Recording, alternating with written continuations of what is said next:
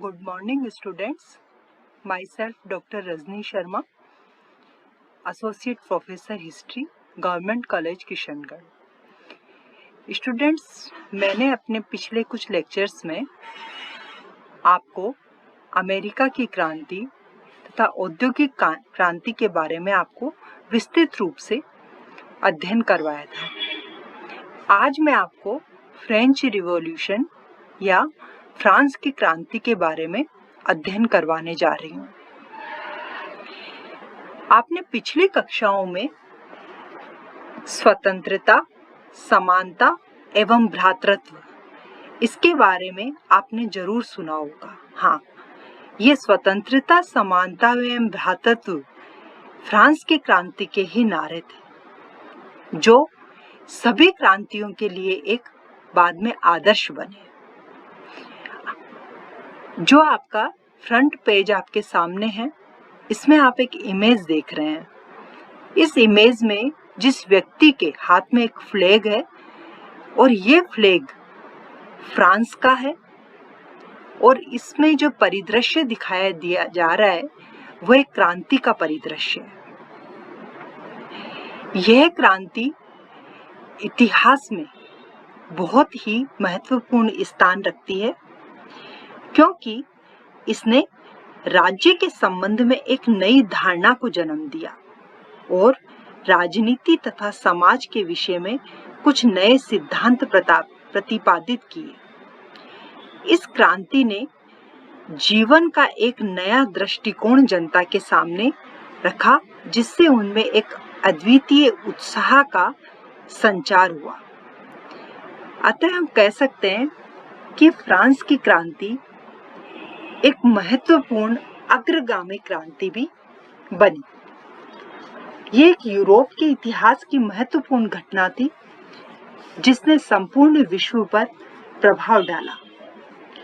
कहते हैं कि किसी न किसी घटना के पीछे कोई न कोई कारण अवश्य होता है। इसी क्रम में अगर हम फ्रांस की क्रांति का अध्ययन कर रहे हैं, तो इस क्रांति के कुछ कारण भी अवश्य रहे होंगे जो इसके प्रस्फुटन में योगदान दे रहे थे। तो उन कारणों के बारे में आज मैं आपको इस लेक्चर में अध्ययन करवाऊंगी। फ्रांसीसी क्रांति फ्रांस के इतिहास में राजनीतिक और सामाजिक उथल-पुथल के बाद एक आमूल-चूल परिवर्तन की क्रांति थी।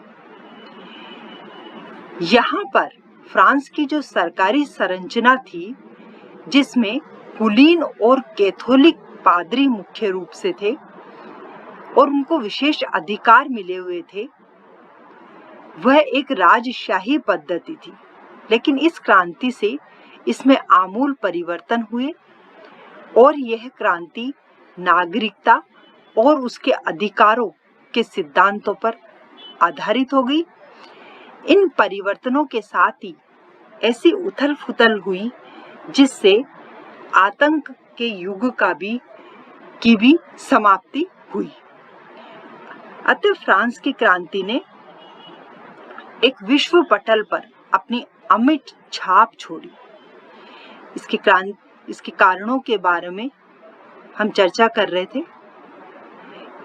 इस लेक्चर में हम राजनीतिक कारण और सामाजिक कारणों का अध्ययन करेंगे। राजनीतिक कारणों को जिन्होंने फ्रांस की क्रांति के लिए योगदान दिया, उसमें सर्वप्रथम हम निरंकुश राजतंत्र को लेते हैं।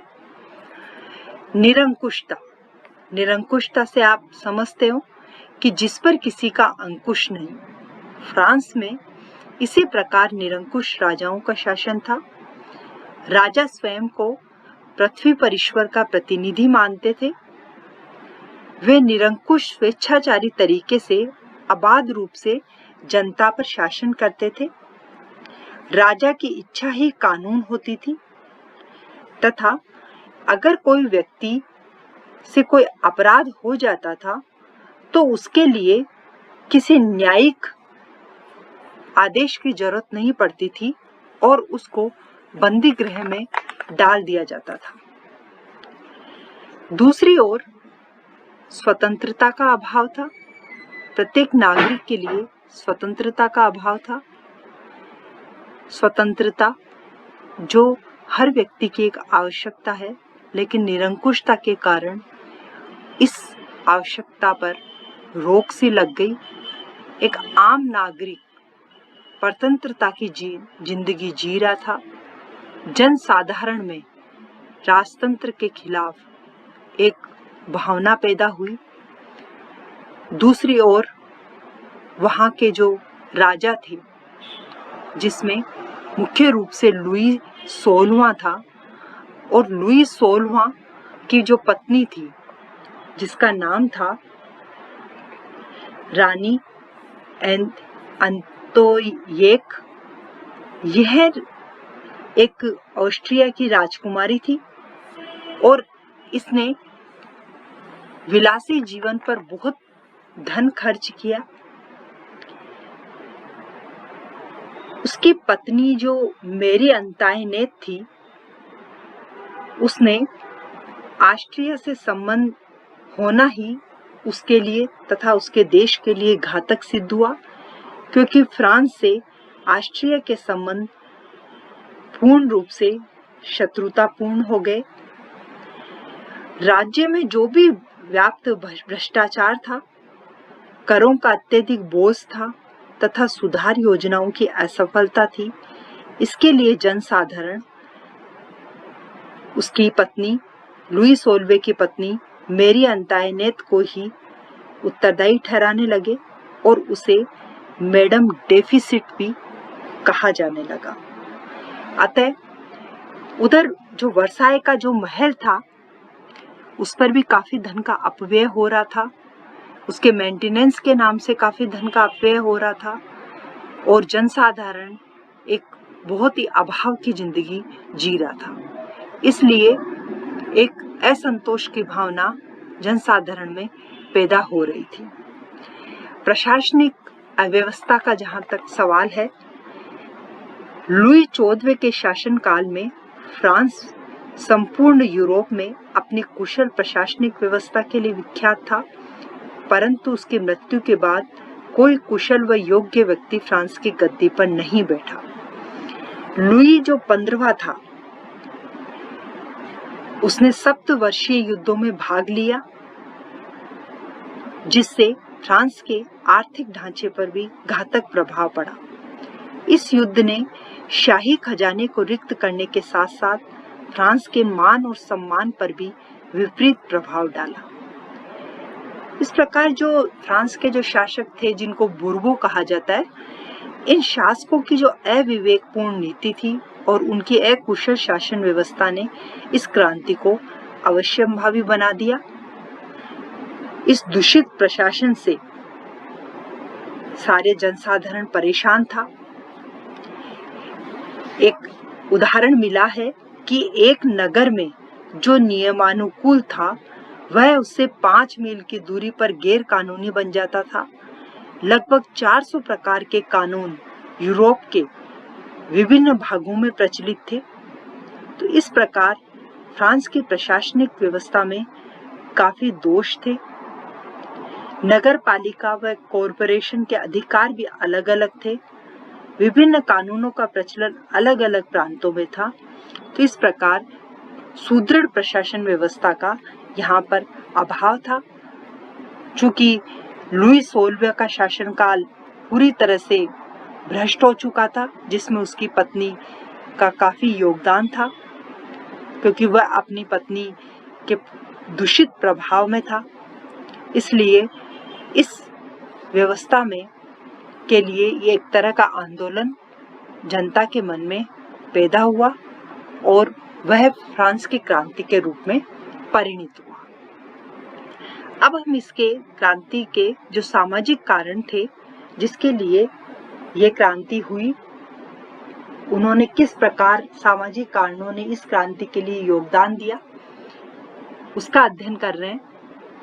सामाजिक कारणों में जब हम किसी भी समाज की व्यवस्था का अध्ययन करते हैं तो हम देखते हैं कि वहाँ का सामाजिक ढांचा किस प्रकार का है। यहाँ का जो फ्रांस का सामाजिक ढांचा भी कुछ विभिन्नताएं लिए हुए ही था। यहाँ पर दो प्रकार के वर्ग मुख्य रूप से थे, विशेषाधिकार युक्त वर्ग और विशेषाधिकारहीन वर्ग। विशेषाधिकार युक्त वर्ग में सामंत थे, अमीर थे, जमींदार थे और पादरी थे। सामंत वर्ग थे, उनको विशेषाधिकार प्राप्त थे और वह किसी भी गरीब किसान के साथ में शोषण कर सकते थे। समस्त महत्वपूर्ण व लाभदायक पदों पर सामंतों के पुत्रों का अधिकार था और वह अपना जो जीवन था उसको सम्मान पूर्वक व प्रसन्नता पूर्वक व्यतीत कर रहे थे। जहां तक पादरियों की स्थिति का सवाल है तो पादरियों में भी दो प्रकार के वर्ग थे। एक तो उच्च वर्ग के पादरी थे, एक निम्न वर्ग के पादरी थे। जो बड़े पादरी या उच्च वर्ग के जो पादरी थे वह निम्न वर्ग के पादरियों से घृणा करते थे, उन पर अत्याचार करते थे। लेकिन छोटे पादरी या निम्न वर्ग के पादरियों के संबंध में ये उल्लेखनीय है कि वे सुशिक्षित थे और तत्कालीन सुधारवादी व्यवस्था के समर्थक थे। उन्होंने फ्रांस की क्रांति के लिए जो भी व्यक्ति आगे आए उनका समर्थन किया और जनतंत्रात्मक प्रवृत्ति को उन्होंने बढ़ावा दिया। अतः इस क्रांति के लिए उन्होंने अग्रदूत का कार्य किया। जहां तक विशेषाधिकारहीन वर्ग का सवाल है उसमें मध्यम वर्ग, जिसमें मुख्यतः इस वर्ग में डॉक्टर्स, वकील, दार्शनिक, प्रोफेसर आदि को सम्मिलित किया गया था। चूंकि ये वर्ग एक बुद्धिजीवी वर्ग था और इन्होंने स्वतंत्रता व समानता को काफी समर्थन दिया। चूंकि उस समय आर्थिक स्थिति बहुत बिगड़ रही थी, अतः मध्यम वर्ग में असंतोष होना स्वाभाविक था। उनके व्यवसाय व उद्योग धंधे बंद होने की कगार में थे और पुरातन व्यवस्था के अंत में भी वह रुचि रख रहे थे। अतः इस वर्ग ने जनसाधारण में जागृति उत्पन्न करने में बहुत बड़ा योगदान दिया। दूसरा जो जनसाधारण वर्ग है उसमें कृषक, मजदूर, घरेलू मजदूर आदि लोग आते थे। समाज में इस वर्ग की संख्या बहुत अधिक थी। चूंकि इनकी स्थिति खराब थी इसलिए इनको 2 वक्त का खाना भी उनके लिए एकत्रित करना एक बहुत बड़ा टास्क था। कर वसूल करने वाले कर्मचारी थे, उन पर काफी शोषण करते थे। यदि कोई किसान लगान अदा नहीं करता तो वसूल करने वाले कर्मचारी उसके घर में घुस जाते थे और उसकी वस्तुओं को इधर उधर फेंक कर उसे आतंकित करते थे। जो किसान वर्ग था उसको ना केवल कर अदा करना पड़ता था बल्कि उसको बेगारी भी देनी पड़ती थी। करों का भार इस वर्ग पर लदा होने के कारण ये व्यवस्था बड़ी पतन की और अग्रसित होती जा रही थी। एक जगह एक कोटेशन आता है कि इस समय अमीर केवल लड़ाई का काम कर रहे थे और पुजारी पूजा करने का काम कर रहे थे, लेकिन जो जनसाधारण था वह इस उच्च वर्ग के खर्चे भी उठाता था और कर भी देता था। अतः हम देखते हैं कि जो विशेषाधिकारहीन वर्ग था फ्रांस में, उसकी स्थिति बहुत दयनीय और वर्तमान व्यवस्था शासन पद्धति से वह बहुत असंतुष्ट थे। वह उसमें आमूलचूल परिवर्तन लाना चाहते थे। अतः इस क्रांति का उन्होंने बहुत समर्थन किया।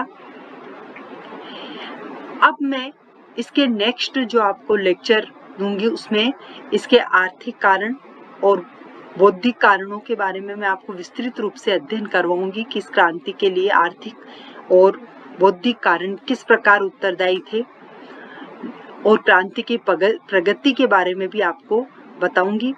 क्रांति की जो प्रगति का सवाल है तो उसमें एक कड़ी थी जिसका थोड़ा सा मैं आपको हिंट दे रही हूँ।